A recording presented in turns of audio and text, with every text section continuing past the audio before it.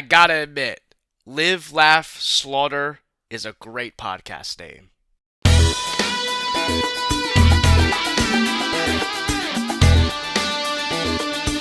So I just got out of seeing the new I Know What You Did Last Summer 2025 edition. And first off, I want to say my history of this franchise. I am not someone who is really like a die-hard fan of this franchise. I have in the making a review of the original I Know What You Did Last Summer that'll probably be posted a day or two after this one. I meant to post that a couple weeks ago, procrastinated because of Superman. Seen Superman 4 times. That's where my priorities are. But anyway, I Know What You Did Last Summer is a cool, nostalgic type franchise, and I don't really have that much nostalgia for it. I'm someone that grew up loving Scary Movie, and whenever I think of I Know What You Did Last Summer, that's what I think when I watch that movie. But I love slashers, so I was so excited to check this out just because a legacy sequel of an iconic franchise is always a fun time for me. I love that we casted Madeline Klein in this movie. What I love about the original I Know What You Did Last Summer is that you have Sarah Michelle Gellar and Jennifer Love Hewitt are gorgeous, and Madeline Klein kind of plays off the Sarah Michelle Gellar's character in Helen, kind of has some parallels throughout the movie, signifying that on top of the fact that this is just a new, attractive, blonde female that we follow. I thought the movie was fun. I thought it was a good time for the most part. I think the setup in the beginning was a little cheesy and less weighty in the way that the original is. The original sets it up very clear that they are in such a strong dilemma to where they really did mess up.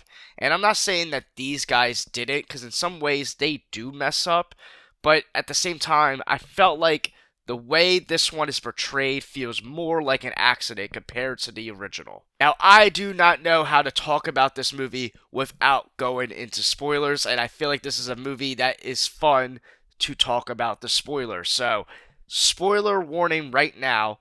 Go watch the movie before you watch the rest of this review, because I don't want to hold back on every little detail, because at the end of the day, it is a whodunit slasher, and I want to get into the nooks and crannies, and I'm sure if most people watching this want to hear me talk about it. So last warning. I think the initial setup of them standing in the middle of the road and then the car goes off the rails on its own, they did everything they could to try to save it. They called the cops, whatever. I just didn't feel it in the same way as the original, the same dilemma. And I even heard people in my theater laughing at the acting performances of that, but that's neither here or there. That was the setup. It is what it was. And now we have a similar plot of I Know What You Did Last Summer gets, the note is passed around originally to Madeline Klein while she's now engaged. I thought that was a fun way for her to get it revealed. The very first note was in front of a whole group of people, really put her on the spot. And again, we're going into spoilers. The twist in this movie is something that I think is going to be so controversial and polarizing. And I got to say, it was very ballsy, and I respect them for going this route. I am not someone who is a die-hard fan of these original movies, so I am indifferent on this decision. I can see a lot of people who love those original 2 movies saying, I absolutely hate the decision that they made, or I absolutely loved it.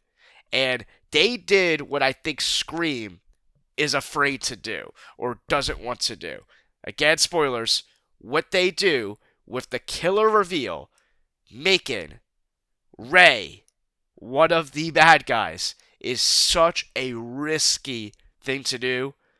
And I gotta commend them for even trying it. If they did something like that with Gail or Dewey or Sydney, or even in the later series with Sam, right? There was always the play on, oh, maybe the good will turn bad. That's what I Know What You Did Last Summer decided to do, because it's not as good of a franchise as Scream, so how can we make this kind of twist relevant or even important? They do that with Freddie Prinze Jr.'s character, and they went for it. Now, I gotta say, I wasn't fully surprised, though. I kind of felt it in the air with Ray and even Stevie, her character as well. I had a feeling that she might be behind it just because she got wrapped up into it in the beginning. We didn't know much about her. All of a sudden, she's best friends with Madeline Klein's character, and they set up good red herrings throughout the movie, and could have thought it could have been Grant Spencer who ran the town trying to keep everything safe. It could have been him. It could have been that pastor dude. It could have been Stevie's friend from the beginning of the movie who saw her go off with them, right? It could have been a few people, but I just thought the relationship between Ray and her didn't make any sense. Maybe I missed something. They didn't make it clear what their relationship was, and I thought it was fishy, especially on top of the fact that the last movie ended with Ray and Jennifer Love Hewitt's character, Julie, married and together, and all of a sudden they're out of the picture, he's acting weird, and they're keeping them separate, and I felt like his personality throughout the entire movie was so different compared to the original. Now that might be because of age or his just voice changing because of age and he's more of a man now compared to a pretty boy back in the 90s. I do not know. That's what I was thinking majority of the movie, and I felt like I could see them possibly making him a bad guy. What if they did that? I was asking myself in my head, but I'm still kind of shocked because it's shocking that they actually did it. Like, I feel like they set it up to make you think, are they doing that? Could they really do that? And they actually did. And that's where it's like, you feel that way sometimes with Scream. You're like, oh, is Gale going to go bad? Is this person going to go bad? But they don't actually do it. This movie did it, and that's where I'm like, I respect it, but I don't know how I would feel if I was a diehard fan of this franchise. Like, as cool of the idea of a Dewey or a Gale turning bad, I feel like ultimately I wouldn't be thrilled in the long run. And it was funny when Julie finds out for herself and she's looking at him and goes, "What are you waiting for, huh? What are you waiting for?" The callback to the original movie. That's hilarious. That's a good way to do it. But besides that, they're separated throughout the entire movie. They were in love in the first two movies, right? Or they had, their back and forth, etc. But Ray seemed like such a good, genuine guy in those first two movies. So the twist and turnaround from this to that just seems a little bizarre. And it is kind of crazy that because this other girl went through that situation, his mindset was like, "Oh, I know how to get it back. I'm gonna teach you what I went through, except for I'm gonna be the bad guy this time." And the whole town forgot about what I went through and my pain, so I'm gonna recreate it. You know what I mean? And that's the part that is a little intriguing, where I can kind of maybe see story-wise why they would go there, but at the same time, it's kind of like, it's a little shocking. I mean, that Ray would even do that, right? It's not shocking that the writers said, okay, this could be crazy, but knowing the character of Ray from those first two movies, would he really want to do that? I don't know. I don't think so, right? And I'm surprised that Julie isn't more traumatized by it.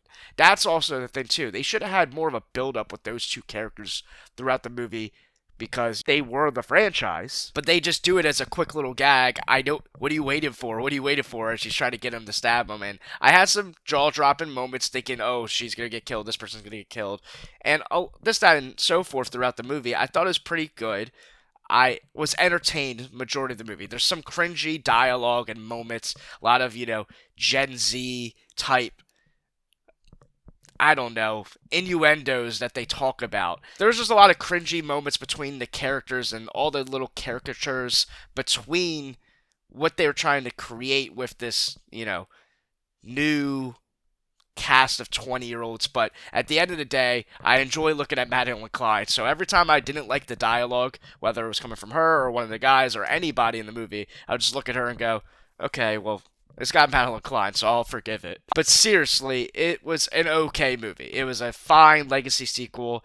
I'm not offended by the twist and reveal. I kind of saw both of them coming, but at the same time, I'm surprised that they really went there. I also got a comment on the mid-credit scene as well, bringing back the character from I Still Know What You Did Last Summer. Carla, Julie's college roommate from I Still Know What You Did Last Summer, was a cool little twist to set up things for the future and saying, hey, we're going to band together again to fight presumably Stevie, because it was alluded to that Stevie didn't die because Ray said, oh, is she dead? I don't think so. That was his partner. I don't think he killed her. But Ray clearly died, and he gets put on the news and all that. And that was a nice little reveal for the fans. And if you liked the sequel, I think that was a fun reveal. I liked the sequel, so it's fun. It's fun. I almost completely forgot to mention that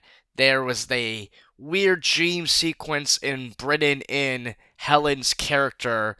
Like I said earlier, the parallels between Madeline Klein and Sarah Michelle Gellar's character were very strong throughout the beginning of the movie, not just from an attractive level, but also they used her from a story standpoint, being the not main girl, not the main final girl, more or less, but kind of the side final girl. And they had a cool dream sequence that really played on that, her being the beautiful blonde girl from this era, and they had a lot of fun with that, and I had a lot of fun with that, and Sarah Michelle Gellar still looks amazing. My rating for this movie is probably a 3.5 out of 5. I could lean probably more in the 3.25 range out of 5.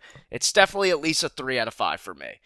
I'm giving you 3 different ratings, but I'm gonna give it a 3.5 just because I like slasher films, and I had a decent enough time, and I respect the twist that they tried to go for, even if it wasn't executed all that great. Well, I'm going to wrap it up. What do you guys think? Leave a comment down below. Were you offended by that twist and reveal? Did you love it? Did it shock you in a good way?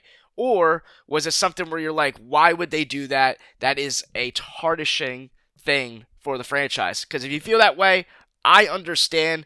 If that happened in a Scream franchise or something like that, I don't know how I would react. Leave a comment below. Are you excited for the next movie, or did this movie disgrace the franchise so much that you're not even looking forward to what they do next? I'm also very happy that Madeline Klein survived. And I knew there was a chance she might, because it's Madeline Klein, and that was kind of the star of the movie. Clearly, I like Madeline Klein. Leave a comment down below. What did you think of this movie? And like, comment, and subscribe. I'm going to make a ranking of all 4 of I Know What You Did Last Summer movies. I rewatched all the original 3 movies, so I'm going to make a ranking very soon.